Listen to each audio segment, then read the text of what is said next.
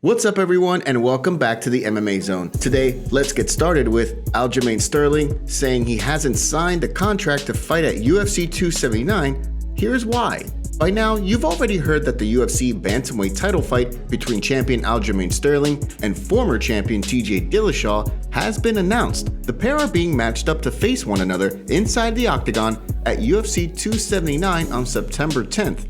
This fight would no doubt be a main event or co-main for the show. But while several media outlets reported that the fight was already a done deal, here comes Sterling himself to put the brakes on that news. He took to his YouTube channel to explain why exactly he has yet to sign on the dotted line to fight Dillashaw. This is what he stated. For me, I want to make sure we get the deal right before we just jump into another fight, because at the end of the day, I climbed through the ranks, I worked my ass off, and I play my position in terms of helping to promote the fights, which a lot of these guys don't even do.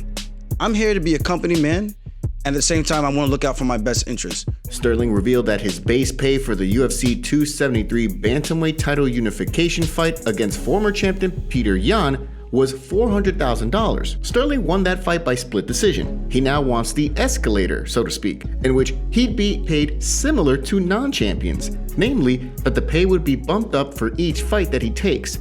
He says that this is fair, given how he played his part as the heel in promoting the UFC 273 fight due to how he won the title in UFC 259 last year. Sterling is now drawing a line in the sand as to what it would take to get him to sign the contract for this Dillashaw fight. What do you think of it? Do you think what he's asking for is fair? Let us know in the comments. Donald Cerrone issues a response to claims that he stole Anthony Smith's mom's seats during a title fight. In a recent appearance on the Believe You Me podcast with Michael Bisping, Anthony Lionheart Smith relayed a story that allegedly took place during his light heavyweight title fight against John Jones back at UFC 253 in March of 2019. Smith says that his mom and other family members were sitting in the front row waiting to watch Smith fight for the belt. Then, allegedly, a drunk Cowboy Cerrone and a drunk Dan Bilzerian, an Instagram influencer, showed up and claimed that the mom and others were in their seats, forced them to move, and Bilzerian himself was accused of watching pornography while sitting right next to Smith's mother. With Cowboy Cerrone fighting Joe Lozon this upcoming weekend at UFC Austin, he's answering a ton of questions from the media, and one of them is about this specific incident. Cowboy said he doesn't recall this ever happening, and how he was let out by security to give them special seats with his name on them. He doesn't remember being drunk, but completely doubts any of this taking place. This is what he said. I don't recall kicking anybody out. Could it have happened? Possibly. Doubt it. But I would definitely not kick someone's mom or grandma out of the seat. Like, I'm not that guy. You know, if it was another dude, probably like, hey, man, scoot over, you're in my seat. But someone's mom, nah, man, I'm not that guy, you know. Plus, I know everybody here. I would just find another seat, you know. It's just it's a strange story to me, but whatever. Cerrone also questioned why Smith would even bring this up several years later. Cerrone is gearing up for his 38th fight in the UFC this Saturday in Austin, Texas. What do you think of Cerrone's response to Smith's accusations? And who do you have your money on for the Cerrone-Lozon fight? Charles Oliveira wants the big money Conor McGregor fight for his legacy. Charles Oliveira is once again reiterating his desire to fight the biggest draw in the sport in Conor McGregor, and for several reasons. Oliveira, who was stripped of his UFC lightweight title after missing weight by half a pound at UFC 274 back in May, is now the #1 contender for that same title.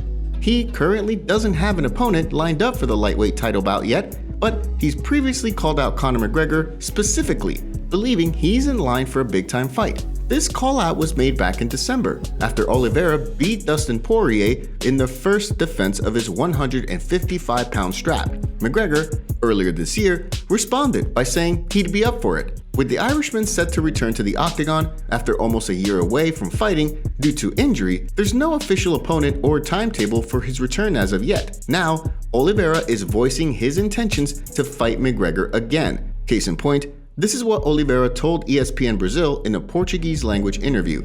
Conor McGregor would be a very good fight for me.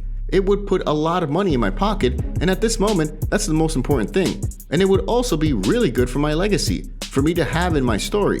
Regardless, if he's coming from defeat or not, he's a guy who's made history, so I think it would be great. But it's not just up to me. If it were up to me, this fight would already be happening. Conor has lost 3 of his last 4 fights dating back to 2018, and once he enters the cage again, it would be at least a year since his last fight. But speculation is rife that Oliveira would likely fight either Islam Makhachev or Beneil Dariush in a lightweight title fight later this year, though nothing has been booked yet. But what do you think about Oliveira calling out McGregor again? And do you feel that Oliveira needs to fight McGregor for his legacy? Don't forget to take a second to hit that like button and subscribe to the MMA Zone to stay up to date on the latest fight news. Belal Muhammad says he sees holes in Khamzat Chimaev's game. When Khamzat Chimaev went toe-to-toe with Gilbert Burns at UFC 273 this past April, it was an all-out war. It was, at the time, the front-runner to win the 2022 Fight of the Year. Ultimately, Chimaev outlasted Burns in the fight and took the win via unanimous decision, though the fight itself was a little closer than results made it out to be. It was the first time Khamzat saw the 3rd round, and the first time he was pushed to his limits, and he passed against a former title challenger no less.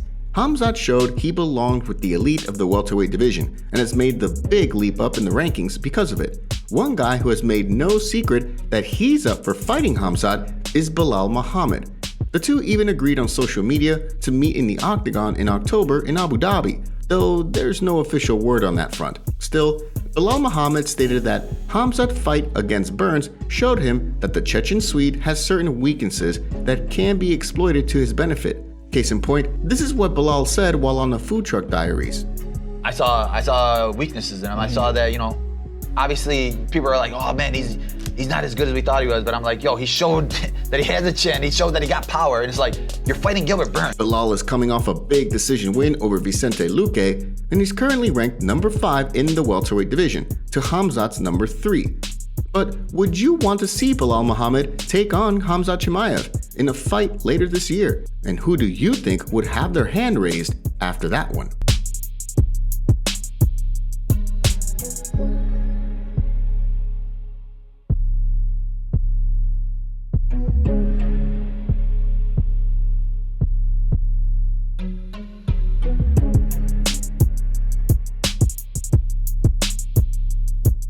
Zabit explains why he's retiring.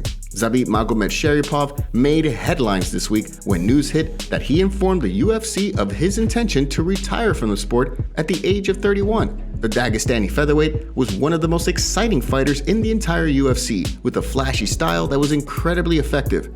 He used that style to earn 6 straight victories in the Octagon and earned post-fight performance bonuses 4 times. He was considered a viable contender for the featherweight title at one point, but he hasn't fought in several years. His last bout was a win over Calvin Kattar back in November 2019 in Moscow. Now, in a social media post, Zabit is breaking his silence on his decision to retire and gave some pretty specific reasons for why he's hanging up the gloves in the prime of his career. This is what he said. "I know that many of you were waiting for my return. There was not a single day that someone did not ask when is my next fight, but I decided to end my pro sports career. Disruptions of fights and then health problems, all this did not allow me to perform/fight earlier. I have recovered now, but I don't feel the way I used to. Thank you to everyone who has supported me for such a long time. I didn't have time to become a champion, but I think even without this, I hope I was able to please or entertain you. I ceased to be an active athlete, but I do not leave the sport. I have something and with whom to share my knowledge, so don't say goodbye, friends." In August 2020, Zabit was booked to fight another flashy featherweight in Yair Rodriguez, but an injury forced Yair to withdraw. And there's been nothing new on Zabit fighting until this news of his retirement this week. What do you think of Zabit's statement here? Thanks so much for joining us today. What do you make of what's going on in the fight world? Make sure to like this video and subscribe to the channel to stay up to date on all of the latest news from the MMA Zone. See you next time.